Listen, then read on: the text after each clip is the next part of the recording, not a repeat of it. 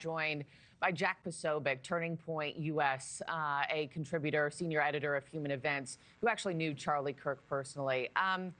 You know, Jack, there are just no words, and I'm so very sorry for your loss. How are you holding up this morning as you continue to process what just happened? You know, thank you for having me on, and you know, obviously I could say I've been better. I mean, this is rough for my family, for my wife, my kids. We're all very close with Charlie, with Erica, with his family, and you know, right now it's really just kind of a question of seeing what we can do to be there for them and be able to be supportive as possible. Erica is unbelievably strong and has been unbelievably strong, but at the same time, someone's going to have to explain to his son and daughter why their dad didn't come home yesterday. Tell us more. I'm sure you've talked to Erica, because most of us didn't have the chance to know him personally, right? Most of us only know what we know from TV and social media. He's heralded as a family man, a Christian man, an amazing father. How is she holding up this morning? Have you spoken to her? Look, Erica is a prayer warrior, and Erica and Charlie are both very devout believers.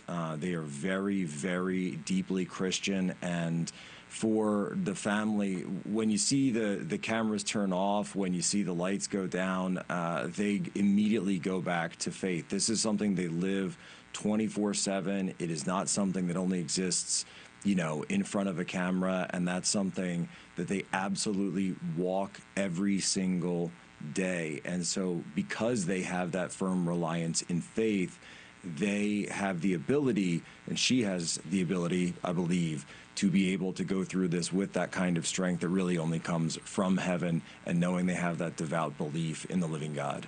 I just can't imagine the pain that she's enduring this morning. It's such a sad day for the family. It's a sad day for America, American politics, and to just know that we live in a reality where people get murdered for voicing their beliefs and welcoming debate.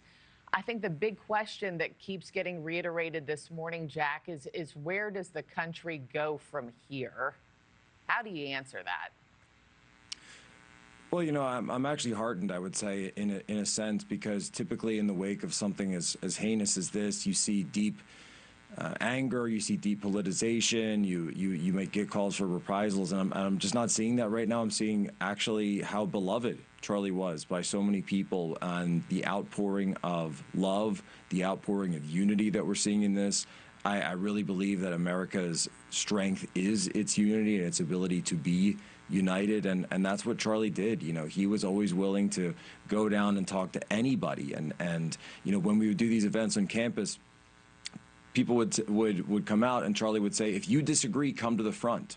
And he wouldn't lead with anger. He would try to actually reach out to somebody to say, look, even if we disagree on a particular issue, maybe we can agree on being Americans to talk things out. I've never seen him raise a fist in anger, raise a hand in anger for once. And I think it's because he led with that positivity, because he led with so much heart, that you're seeing this positive response, the vigils, the prayers, the signs going up. And it's incredible to see it. I just know that Charlie is looking down and praying for all of us still right now, because that's who he was. Yeah, I mean, he impacted the masses, both young and old, whether you agreed with him or vehemently disagreed with him. Let me ask you, I mean, you're an outspoken political powerhouse yourself. You have a huge platform. You've got a colossal following.